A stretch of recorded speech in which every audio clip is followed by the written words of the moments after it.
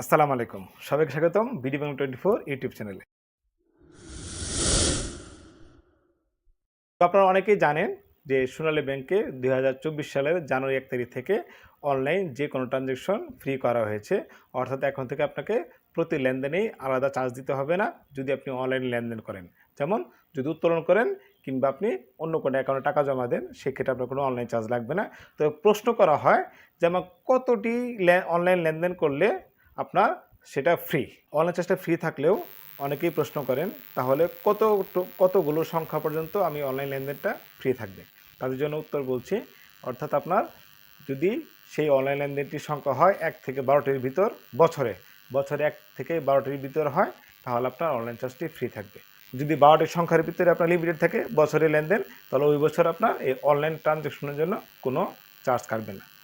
তো মোটামুটি অনেকটা খরচ বেঁচে গেল এবং সোনালী ব্যাংকের ইনকাম একটু কম হলেও গ্রাহক সেবা কিন্তু উন্নতি হলো। ধন্যবাদ। আসসালামু আলাইকুম।